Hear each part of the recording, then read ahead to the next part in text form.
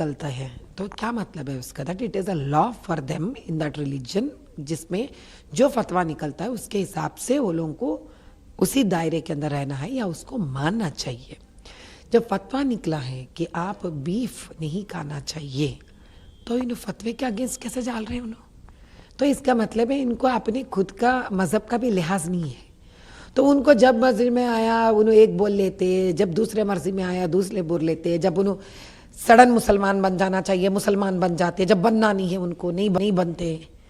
भाई इसके अलावा मैं आप एक सवाल करती हूँ आपसे, क्या एक मुसलमान का जीवन इतना छोटा है कि बीफ काटो बीफ खाओ फिर बीफ काटो बीफ खाओ, ये बोलते हुए आप वोट मांगने जा रहे हो? आप असेंबली इलेक्शंस पे भी उन्होंने ऐसे एक मुद्दा खड़ा करे, शायद आपको याद नहीं है, तभी भी उन्होंने यही बताया अगर आप AMIM को वोट नहीं दोगे तो ये लोग आपको बीफ खाने नहीं देते। ये मुसलमान की जिंदगी को इतना छोटा क्यों बना के दिखा रहे हो उन्होंने? हम तो किसी को बोल के नहीं फिरते ना, तुम तरकारी खाओ, ये हमारे को वोट डाले तो तरकारी खाने देते, नहीं तो तरकारी खाने नहीं देते या चावल खाने नहीं देते। अरे यार, किसी की जिंदगी पढ़े लिखे होना, एक ऐसे ओहदे पे आना कि शान बनी खुद के लिए, परिवार के लिए, देश के लिए पैरों पे खड़े रहने की बात कहना चाहिए, जहाँ पे आप पढ़े लिखे हो जाओ। हाँ, आप डॉक्टर बनो, इंजीनियर बनो, चार्टर्ड अकाउंटेंट बनो, तो मेरे जैसा लॉयर बनो, ऐसा तो कुछ बोलना चाहिए ना। बीफ खाओ का क्या मतलब है? बीफ काटो का क्या मतलब है? वोट मांगने के लिए इससे ज्यादा कुछ नहीं मिला उनको बोलने के लिए। साफ करवाने का बात करना, कचड़े निकलवाने की बात करना, अरे मैं ड्रेनेज ऐसा ही करवाता हूँ, आप लोगों को पक्के घर देता हूँ, मदरसों में मैं आप पढ़ाई दे दूंगा आपको, वक्फ बोर्ड से के जो प्रॉपर्टीज चले गए उसको वापस लेके आऊंगा मैं। अरे जो हो गया सो गलती हो गया हम लोगों से, ये बात नहीं करेंगे। आप एक मुसलमान की जिंदगी इतनी छोटी बना दे रहे बीफ के लिए, ताजुब की बात है मेरे लिए। तो ये और से देखेंगे। इनिशियली जब मैं उससे बात कर रही थी और पैम्पलेट दिखा रही थी, मैं उन्होंने पहले वो पैम्पलेट देखकर वो हमसे बात कर रही थी। जैसे ही वहाँ का एक कैमरामैन था, जो ये यूट्यूबर्स हमारे साथ चलते रहते हैं, उसने जब वो कैमरा उनके तरफ फोकस किया तो वो डर गई कि कहाँ उसका सूरत कैमरा में आ जाता, क्योंकि वो हमसे जिक्र कर रहे थे कि जब हम आके कैंपेनिंग करके निकल रहे वहाँ पर, AIMIM वाले के लोग आकर उनको डरा रहे हैं, डरा के बोल रहे कि देखो अच्छी नहीं रहेगी आपको अगर आप इनको वोट डालें, तो हम चुप नहीं बैठेंगे, आपको MIM को ही वोट डालना पड़ेगा, ये डरा के जा रहे हैं। जैसे इसीलिए मैं उनको रोक रही थी, कैमरामैन को, मत करो ऐसा, क्योंकि इनकी जिंदगियां भी मेरे लिए बहुत अहमियत है। क्योंकि मैं आज तक जिनको सोशल वर्कर के जैसा जिनको भी मदद करी, मैं उनसे किसी से भी किसी प्रकार का बयान नहीं लिया आज तक। क्यों नहीं ली? क्योंकि मैं नहीं चाहती उनके जीवन रिस्क पे पड़े, ऐसे एक हालात में आ जाए जिनके वजह से उनको मेरा मदद से दूसरे लोगों से।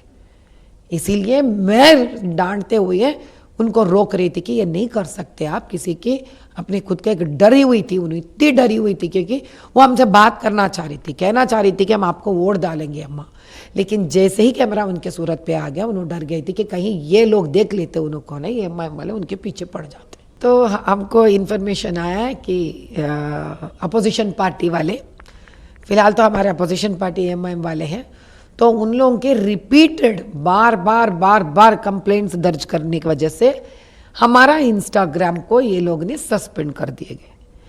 अरे हमारे इंस्टाग्राम सस्पेंड करोगे तो हमारे चाहने वाले हजारों लाखों बाहर आएंगे जो हमारे प्रोग्राम्स खुद के इंस्टाग्राम में डालेंगे।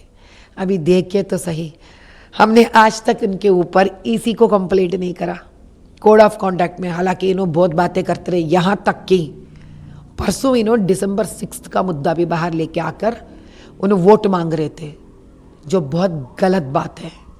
अब ये कोड ऑफ कॉन्डक्ट वायलेशन हुआ, कम्युनल वायलेंस हुआ है, फिर भी हमने कंप्लेंट नहीं किया, क्योंकि अब उनको पता चलना चाहिए 40 साल के तजुर्बे में और December 6 की बात कर कर वोट मांग रहे हैं। मुझे लग रहा बेचारे कितने ऐसा खुद के उन कॉन्फिडेंस से गिर गए। अब ऐसे इन पर हम क्या कंप्लेंट करेंगे साहब।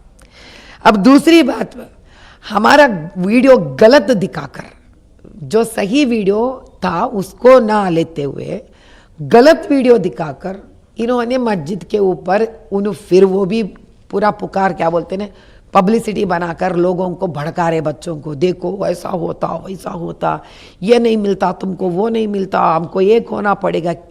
कौन सी एकता के बारे में बात कर रहे इन्हों मेरा तीर चलाने पर जहां पे फ्रेम में कहीं पे भी मस्जिद नहीं था, कोई भी एंगल के फ्रेम में मस्जिद नहीं था, मस्जिद की तरफ पैन करके दिखाकर ये लोग क्या करें, इसको गलत सर्कुलेट करें, उसके ऊपर फिर वोट मांग रहे, वो भी कम्युनल तो ही था।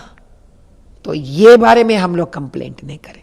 इनके इंस्टाग्राम पर अकबरुद्दीन कहते हैं कि पसमंदे इसीलिए पसमंदे है क्योंकि मस्जिद नहीं जाते हैं। क्या ये भी कम्युनल, ये भी रिलीजियस इश्यू नहीं हुआ वहां पर? इसके ऊपर भी हम कर सकते थे, हम पता है क्यों नहीं कर रहे?